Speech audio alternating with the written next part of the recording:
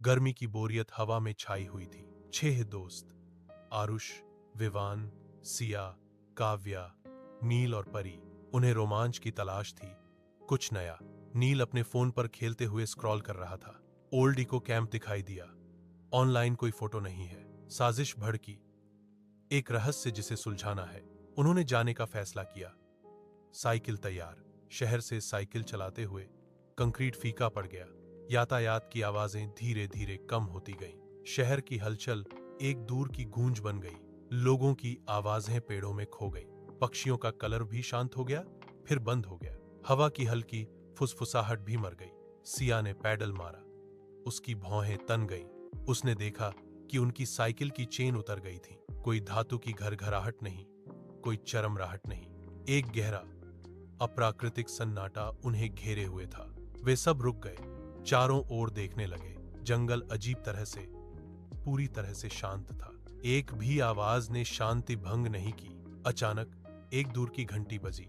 एकल, स्पष्ट, धातु की अंगूठी, लेकिन दूर दूर तक कोई मंदिर नहीं दिख रहा था। समूह में भ्रम की स्थिति फैल गई। उन्होंने ध्वनि की दिशा का अनुसरण किया। घने पत्तों के बीच से एक खुला स्थान दिखाई दिया, एक टूटा हुआ, मौसम से खराब हुआ संकेत जमीन पर पड़ा था। उसके धुंधले अक्षरों में ECHO कैंप लिखा था। उसके उस पार एक जंग लगा लोहे का दरवाजा आधा खुला हुआ था। यह हाल ही में खुला हुआ लग रहा था, परित्यक्त नहीं। विहान ने फुसफुसाकर कहा, कोई अंदर है। उत्साह और बेचैनी का मिश्रण। उन्होंने गेट को और आगे धकेल दिया। एक एक करके वे रास्ते पर कदम बढ़ाते गए। हवा भारी, आवेशित महसूस हो रही थी। एक तेज धातुई झनझनाहट गूंज उठी। उनके पीछे फाटक जोर से बंद हो गया। एक कर्कश अंतिम ध्वनि। सबने इसे सुना, बिल्कुल स्पष्ट, लेकिन किसी ने इसे करीब से नहीं देखा, किसी ने इसे छुआ नहीं था। फिर भी यह हिल गया। वे चौंककर घूम गए। फाटक मजबूती से, रहस्यमय ढंग से बंद था। आरुष ने उसे खोलने की कोशिश की। यह टस से मस नहीं हुआ, कसकर बंद था। उनकी रीढ़ में सिहरन दौड़ गई। वे सचमुच पूरी तरह से फंस गए थे। खामोशी फिर लौट आई, अब और भी भारी। एक संकरा, पत्थर जड़ा रास्ता आगे फैला हुआ था। वे चलने लगे। कदमों की आहट धीरे धीरे गूंज रही थी। Tap tap tap. उनके जूते पत्थर पर। नील अचानक रुक गया, एक हाथ ऊपर उठाते हुए। रुको, उसने फुसफुसाया। उसकी आवाज धीमी थी। बाकी लोग उसे देखते हुए रुक गए। हम 6 लोग हैं, है ना? उसने पूछा। आरुष हंसा। हाँ, हमें गिनो। नील की आंखें जमीन पर टिक गईं। लेकिन मुझे 7 कदमों की आहट सुनाई देती है, उसने कहा। उन सभी में एक सामूहिक सिहरन दौड़ गई। हवा और ठंडी हो गई, खामोशी और गहरी हो गई। खामोश जंगल में गेट धड़ाम से बंद हो गया, जिसकी गूंज दूर तक सुनाई दी। वे फंसे खड़े थे। गहरी खामोशी उन पर दबाव डाल रही थी। उनके सामने एक पत्थर का रास्ता फैला हुआ था, जो शिविर में और गहरा जा रहा था। वे सावधानी से चले। हर कदम धीरे से चरमरा रहा था। नील अचानक रुक गया, एक हाथ ऊपर उठाते हुए। क्या हम 6 नहीं हैं? उसने धीमी आवाज में पूछा। आरुष ने सवाल से भ्रमित होकर सिर हिलाया। तो फिर 7 पदचिह्न क्यों हैं? नील ने जमीन की ओर इशारा किया। उन सभी ने सुना। एक धुंधली, लयबद्ध 7वीं सीढ़ी स्पष्ट थी। विहान ने सुझाव दिया कि यह एक प्रतिध्वनि थी, मन का एक भ्रम। वे चलना बंद कर चुके थे, लेकिन 7वां कदम जारी रहा, हल्का फिर भी स्पष्ट। सिया की रीढ़ में सिहरन दौड़ गई। यह कोई गूंज नहीं थी। आगे पेड़ों के बीच से एक छोटा लकड़ी का घर दिखाई दिया। उसकी खिड़की के अंदर से एक गर्म लालटेन चमक रही थी। वे धीरे धीरे पास आए। 7वें कदम की आवाज अभी भी सुनाई दे रही थी। सामने का दरवाजा थोड़ा खुला था, उन्हें अंदर आने का न्योता दे रहा था। अंदर हवा स्थिर थी, कोई दिखाई नहीं दे रहा था। फर्नीचर पर धूल नहीं थी, जिससे हाल ही में रहने का पता चलता है। एक लकड़ी की मेज पर एक छोटा वॉइस रिकॉर्डर रखा था।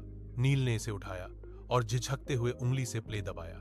एक बच्चे की आवाज से कमरा भर गया, कोमल और स्पष्ट।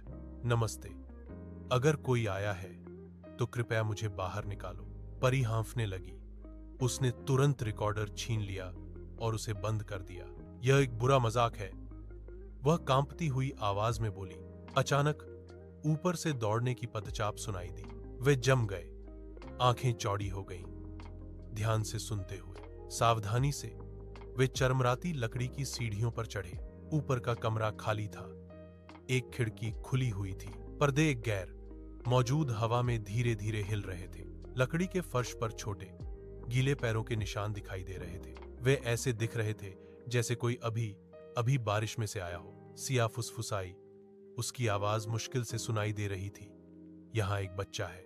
नीचे मेज पर रखा रिकॉर्डर चालू हो गया। बच्चे की आवाज फिर गूंजी, तुम आ गए हो। उनके डर की जगह एक अजीब एहसास ने ले ली थी।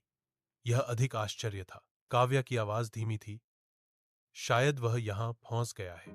आरुष आगे बढ़ा, हम उसकी मदद करने आए हैं। खुली खिड़की के बाहर एक धुंधली आकृति बनने लगी।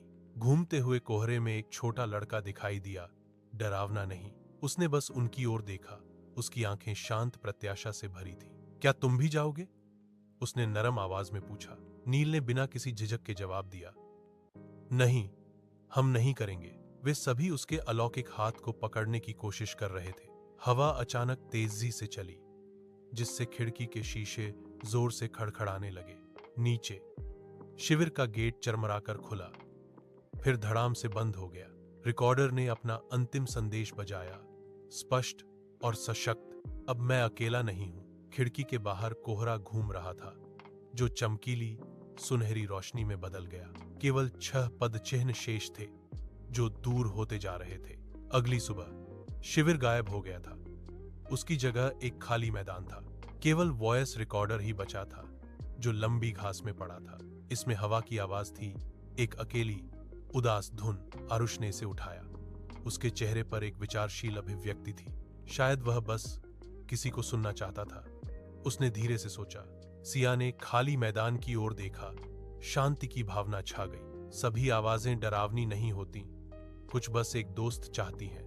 कभी कभी जगहें प्रेतवाधित नहीं होती, बस कंपनी का इंतजार कर रही होती हैं। दोस्तों ने एक दूसरे को अर्थपूर्ण नजरें दी, एक साझा रहस्य।